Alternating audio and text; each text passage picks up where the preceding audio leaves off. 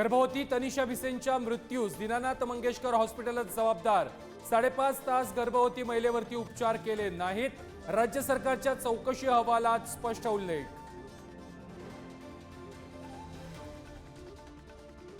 भाजपच्या मंत्र्याकडून एकनाथ शिंदेंचा आणखी एक निर्णय रद्द। साताऱ्यातील कोयना बॅकवॉटर मधील मुनावळे आंतरराष्ट्रीय जलपर्यटन प्रकल्पाला वनमंत्र्यांची स्थगिती। शिंदे आणि नाईक वाद शिगेला।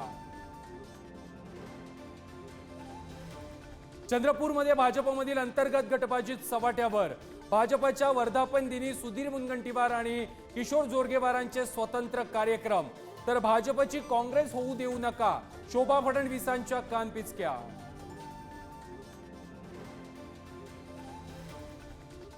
पक्षामध्ये जातीचे सेल उघडणे ही मोठी चूकच, बावनकुळेंनी तसं करू नये। केंद्रीय मंत्री नितीन गडकरींचा परखड सल्ला। सर्व जातींना पक्षासोबत जोडण्यासाठी सेल उघडल्या, मात्र जाती जुळल्याच नाहीत, गडकरींचं वक्तव्य। कोल्हापूरमध्ये भोंदूबाबाकडून अल्पवयीन मुलीवरती लैंगिक अत्याचार, जादूटोणा करत वारंवार कृत्य, महिलेसह 3 अटक।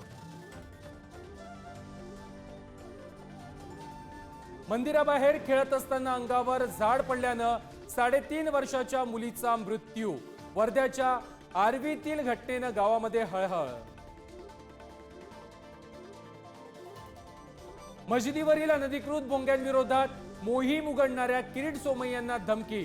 धमकी देणाऱ्या विरोधात मुलुंडच्या नवघर पोलीस ठाण्यामध्ये तक्रार।